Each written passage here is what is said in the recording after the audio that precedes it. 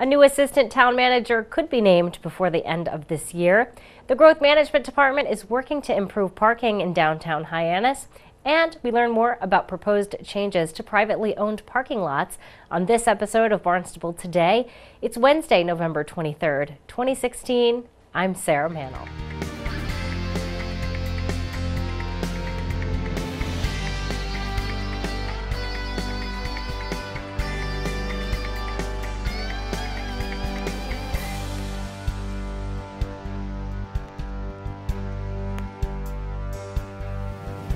The town is closer to naming a new assistant town manager. Town manager Mark Ells says they are moving forward in the hiring process. We have very strong candidates. I hope to be making that decision this calendar year, and that will just add to a great group of managers that I have here in Barnstable to oversee the respective departments that we have. Looking to really move us toward, and again, in a working relationship, whether it's asset management, homeless, substance abuse, wastewater, water quality issues, economic development, having a working relationship with our leadership, being clear on what the priorities are, and really what I'm trying to do now in each of those respective areas is establish what I'm calling an action plan. And I talked about that, in a previous interview with you, where I really want to have measurable objectives so that we can say how well we're progressing on these important issues in our community. Ells hopes to have the new assistant town manager named by the end of the calendar year. Parking in and around downtown Hyannis can sometimes be a challenge, and the town's Growth Management Department is working to make some changes. Consultant Nelson Nygaard has completed a comprehensive examination and analysis of parking and has developed a recommendation based on those findings. Those recommendations will be discussed during an open house meeting set for Wednesday, November 30th in the Town Hall hearing room. That meeting takes place from 5 to 8. Changes to the licensing of privately owned parking lots in Barnstable may soon fall under the Licensing Authority.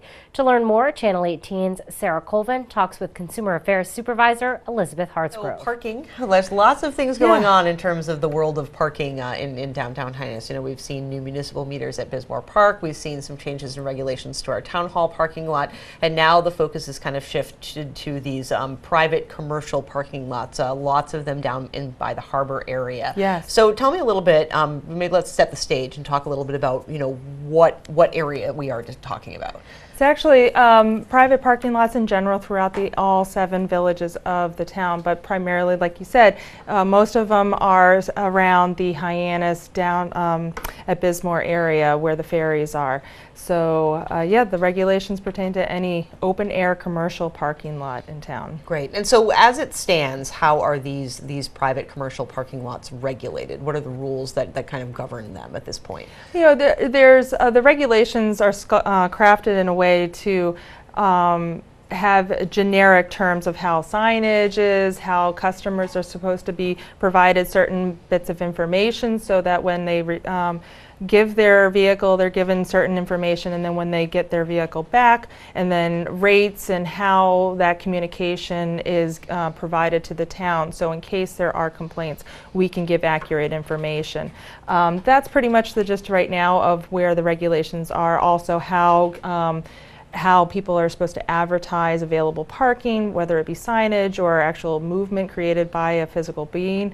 Those are all within the regulations currently. Sure, and we recently underwent a zoning change in terms of some of those parking lots as well. I think about there are some that the cars can get very tight on, yes. Not exactly very safe for vehicles to move through. So tell me a little bit about those zoning changes and how that plays into all of this. Yeah, the zoning changes definitely it's over a specific area in the downtown Hyannis area down at Bismore. So it's an overlay district, and there are regulations that are now in place on how plans of and how parking, like you said, parking arrangements are. But it needs to be a certain way. There needs to be actual demarcations of where spaces are to be laid out. So when an enforcer goes, they can clearly identify the layout of the property and where cars are supposed to be parked, as well as for public safety aspects of it, where you have a fire truck or an ambulance that needs to be getting access to a certain individual or a vehicle having issues in the back area of a property. So those are things that the zoning had talked about. But yes, the current regulations unfortunately do not match what was just passed with zoning. So these, we had a team that started working on redrafting those rules and regulations, and it will dovetail with those zoning.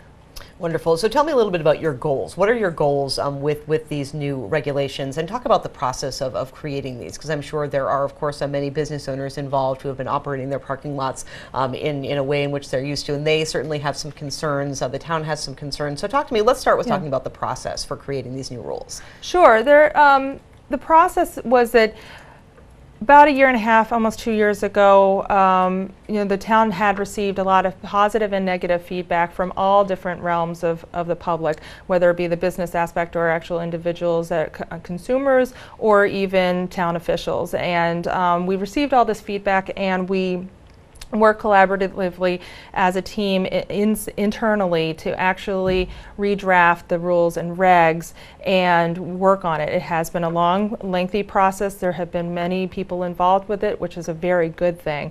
And so now we have come to the point where the town manager is going to be outreaching to externally and doing some work sessions with the public and inviting them for comments. So those draft regulations will be soon made available for review, and I believe we have a timeline set where the town manager will be holding those public meetings in January and again in February, in anticipation that these draft rules and regs will have a final public hearing and then and be approved.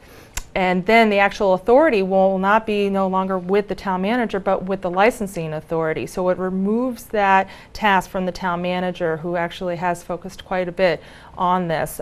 It should be with the licensing authority, a separate authority. Absolutely. So kind of changing that. So in terms of the overarching goals of what you're trying to achieve here, again, really kind of some streamlined, uniform regulations that apply to everyone. That's exactly what it is.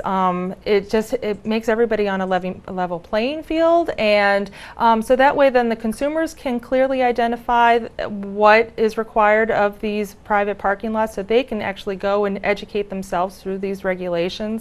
It will be very clear and concise for them. Absolutely. And you're hoping for a target date of getting these in place by May 1st so that it's in place for the summer season. That's correct. The 2016 licenses actually expire April 30th, and then the new ones start on the very next day, on May 1st. So our goal is to have those regulations in place and the licensing authority approving the 2017 licenses prior to May 1st. Great. So any other information that you think would be beneficial for people as we think about these potential changes to our parking regulations? Yeah, everything will be available online. So my one encouragement to everybody is to watch the licensing department's webpage. Everything will be posted, the timeline will be posted, and we will keep everybody informed. Wonderful. And again, I think important to know that they're not scheduled yet, but public meetings in January and February, certainly important for people if they want to learn more, if they have concerns, to show up at these meetings. That's correct. Well, be sure to tune in to our hour-long news program, Barnstable This Morning, weekdays at 8 a.m. We will be off the air for the Thanksgiving holiday, and we'll be back in action Monday, November 28th. Have a happy Thanksgiving. For Barnstable Today, I'm Sarah Mannel.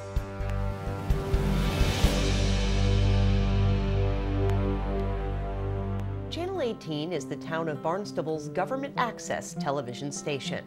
Our staff of 4, a news coordinator, assistant news coordinator, and 2 videographers are responsible for all aspects of producing our programming. Every weekday we produce Barnstable This Morning, a live hour-long news program that includes live interviews with local leaders, feature segments, weather, sports, boating, and fishing reports. Barnstable Today, a 10-minute newscast, is also produced on a daily basis with a focus on board, committee, and commission meetings and special events in town. Our staff is also responsible for coordinating coverage of more than 30 monthly board, committee, and commission meetings, producing special programming, and maintaining Channel 18's informational bulletin boards. Channel 18 headquarters are at Barnstable Town Hall. We have a small television studio and office, 2 camera-equipped hearing rooms, and a control room and operations center on the top floor of the building. Channel 18 is solely operated by the town of Barnstable.